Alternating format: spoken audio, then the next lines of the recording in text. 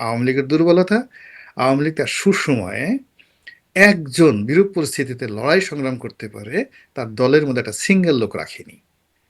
এখন ধরেন অনেকে আওয়ামী লীগের মধ্যে ২-৪ জন কথা বলতেছে, বিদেশিকে ওই যে রাকেশ কথা বলছে, কিন্তু ও তো বাংলাদেশে বসে কখনো বলেনি। আমরা তো যখন পার্লামেন্টে ছিলাম তখন বলেছি। তো আমরা শেখ হাসিনার পার্লামেন্টারি কমিটির মিটিংয়ে তাকে বলছি, আপা আপনার কোনো চেইন অফ কমান্ড নেই। Can you hmm, imagine? আপনি একজন মানে অর্থমন্ত্রী আবুল মাল আব্দুল মুহিতকে উদ্দেশ্য করে আমি বলছি যে, আপনি আপা একে কাকে অর্থমন্ত্রী বানিয়েছেন? আমি তো ১৯৮৬ সনে তাকে দেখেছি তার স্ক্রু ঢিলা হয়ে গেছে। তো যে লোকের ৮৬ সনে স্ক্রু ঢিলা হয়ে গেছে, আপনি তাকে এখন আপনি মন্ত্রী বানিয়েছেন। আমি বলছি যে, আপা আপনার তো কোনো চেইন অফ কমান্ড নেই, এবং সেগুলো এক একটা পত্রিকাতে ব্যানার হেডলাইন, ৬ কলামে ব্যানার হেডলাইন জোগাড় করে এমপি রনির অভিযোগ শেখ হুম। হাসিনার কোনো চেইন অফ কমান্ড নাই। তো এই কথা বলে আমার কি কোনো ক্ষতি হয়েছে? দেখেন তো, ২০০৯ থেকে এখন পর্যন্ত আমার জীবনের যে ধারাবাহিকতা, আমার স্বাস্থ্য ভালো আছে, আমার ব্যবসা ভালো আছে, আমার পরিস্থিতি সবকিছু ভালো আছে। কিন্তু যারা এই সময়টাতে খুব বেশি রাতারাতি ভালো হয়েছে, তারা কেউ পলাতক, কেউ দেউলিয়া, কেউর কিচ্ছু নাই। ইভেন এস আলম এত টাকা নিয়েছে, এস আলমের এখন টাকার সমস্যা। তো যার জন্য যেটা হয়, রাজনৈতিক দলগুলো উচিত, কিছু দালাল ফালাল লাগে, কিছু টাউট বাটপার লাগে, কিছু গুন্ডা লাগে, কিছু বাইজি লাগে, কিছু ওই ক্যাসিনো প্লেয়ার লাগে রাজনীতি চালাতে হলে, কিন্তু তার সঙ্গে সঙ্গে দুঃসময়ে লড়াই করার জন্য কিছু ফাইটার লাগে। তো সেই ফাইটারগুলো জামাতের আছে, সেই ফাইটারগুলো জামাতের আছে, বিএনপিরও নেই, আওয়ামী আপনাকে লীগেরও যে নেই। এখন ফাইটার মনে করছে আওয়ামী লীগের লোকজন, আপনি কি আসলে ভুল তাদের জন্য করছে। ফাইট করছেন? আমি কিছুই করছি না।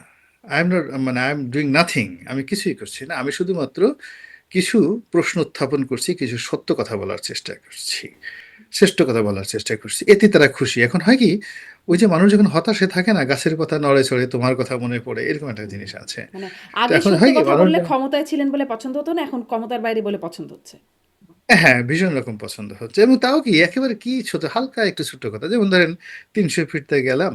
তো আমি বললাম যে ৩০০ ফিটটা কে তৈরি করেছে? Just I ask one question. Awami League হায়, হায়, হায়, হায়, গোলাম মোল্লা রনির কত সাহস! এই তারেক রহমানের জমানাতে ৩০০ ফিট কে তৈরি করেছে? এই প্রশ্ন সে করেছে। এ তো আলেকজান্ডারের চেয়ে শক্তিশালী। তো হুম, এগুলো তো রং। আমি আসলে কিছুই করছি না। কিন্তু আমার যে বক্তব্যটা হলো, হুম, এই দলের মধ্যে আমি অনেক মানুষকে দেখেছি। আজকে যদি একজন তোফায়েল আহমেদ জীবিত থাকতেন, উনি জীবিত আছেন কিন্তু মৃতপ্রায়। তাকে মানে আওয়ামী লীগ শেষ করে দিয়েছে। তারপর শেষে একজন সুরঞ্জিত সেনগুপ্ত যে বেদনা নিয়ে মারা গেছেন। আওয়ামী লীগের অনেক সুন্দর, সুন্দর মানুষ যারা আওয়ামী লীগের জন্য জীবন, একজন মুনতাসির মামুন, একজন শাহরিয়ার কবির, যারা কথা বলতে পারেন। কিন্তু তারা তাদেরকে লালন পালন না করে তারা পালন করেছে কাকে? প্রথম আলোর আনিসুল হককে। তারা লালন পালন করেছে ওই জাফর ইকবাল, লেখক জাফর ইকবাল হুম। সাহেবকে। ফলে কি হলো, এই মানুষগুলো যৌবনে গর্তের মধ্যে পালিয়েছে। এই বুড়ো বয়সে তো তারা বলবে যে আমাকে ১০০টা সিডাকসিন এনে দাও, আমি খেয়ে তারপর শেষে আমি এখন ঘুমাবো। তো এইরকম যা কিছু হয়েছে, তারা ওই আবু নাসের কামাল সাহেব, সাবেক আমলা, এদেরকে লালন পালন করেছে। অথচ তাদের দলের মধ্যে যে সকল ডেডিকেটেড লোকগুলো, যারা এরশাদের জমানাতে ৯১ থেকে ৯৬ সনে বুদ্ধিজীবী, সাহিত্যিক, কবি, দলের জন্য কাজ করেছে, তারা একজনও আওয়ামী লীগের দ্বারা সম্মানিত হয়নি, পুনর্বাসিত হয়নি। এবং সেই লোকগুলো এখন চুপচাপ বসে আছে। তার কি দরকার? একদম চুপচাপ বসে আছে। কেউ কোনো শব্দ করছে না। এই যে আর শিরিন শারমিন নিয়ে কথা বলতেছিলাম, একটু এটা নিয়ে কথা বলে শেষ করি যে এতদিন আত্মগোপনে ছিলেন বলে তাকে বলা হচ্ছে, এখন এসে এই পুরো ডক্টর ইউনূসের সময় যখন সব নেতাদেরকে আওয়ামী লীগের একদম পুরো ছেঁকে ধরা হয়েছে এরকম একটা অবস্থা, এখন এসে শিরিন শারমিন চৌধুরীকে কেন গ্রেপ্তার করা হলো কি মনে হয় এই এতদিন পরে? আসলে আমি আমি বলি, শিরীন শারমিন বাংলাদেশের রাজনীতিতে কোনো আলোচিত ব্যক্তিত্ব নয়, তাকে নিয়ে আলোচনা করা উচিত নয়। মূলত তাকে এটা পদে বসানো হয়েছিল, এটা শেখ হাসিনার একটা দয়া। তার সাথে যা কিছু করা হচ্ছে, মূলত আওয়ামী লীগের উপর রাগ ঝাড়া হচ্ছে। এখানে বেচারি যিনি আছেন, তিনি বলির পাঠা হচ্ছেন, নাথিং। তার নিজস্ব কর্মের জন্য তিনি কিচ্ছু হচ্ছে না, তার কোনো ভালো কর্ম নেই, মন্দ কর্ম নেই। স্পিকার হিসেবে তিনি শুধুমাত্র ওই জিনিসগুলো দেখেছেন, পড়েছেন, হাত উঠান, বলেন, ইত্যাদি ইত্যাদি। তার মধ্যে কোনো স্পিকার হিসেবে একটা সিঙ্গেল শব্দ আপনি দেখতে পাবেন না, ইউনিক কোনো জিনিস আপনি দেখতে পাবেন না। আগে অতীতে যারা স্পিকার ছিলেন, আমরা এখনো তাদেরকে স্মরণ করি যে তাদের অনেকগুলো কাজ আছে, অনেকগুলো রুলিং আছে। ইভেন আমাদের আব্দুল হামিদ সাহেব যে রাষ্ট্রপতি, তিনি যখন স্পিকার ছিলেন, তিনি এত লেখাপড়া জানেন না।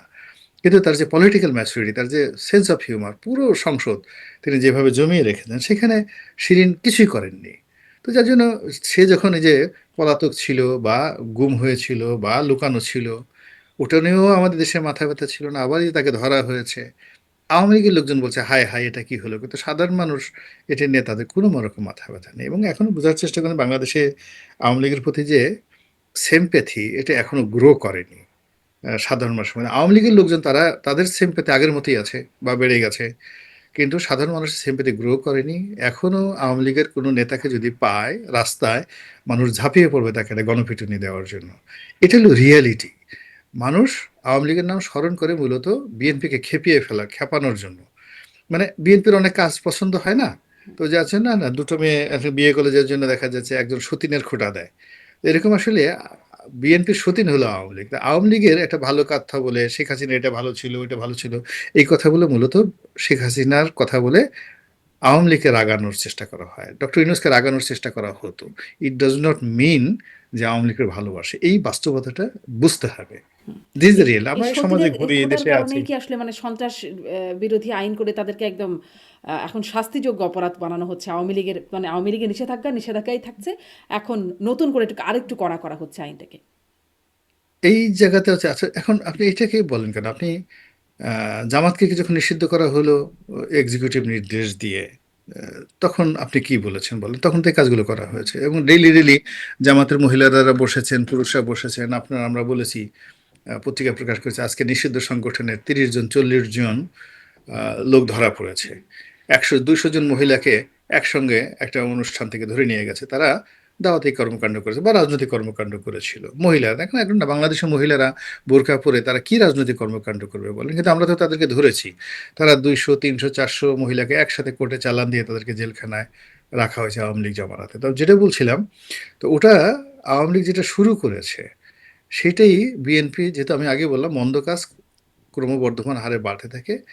আওয়ামী লীগ যেটা করেছে এক্সিকিউটিভ অর্ডারে, এখন বিএনপি সেটাকে এক্সিকিউটিভ অর্ডারের একটা অর্ডার বা একটা অর্ডিন্যান্সকে তারা এটাকে একেবারে পার্লামেন্টের আইন দ্বারা বিধিবদ্ধ করে দিল।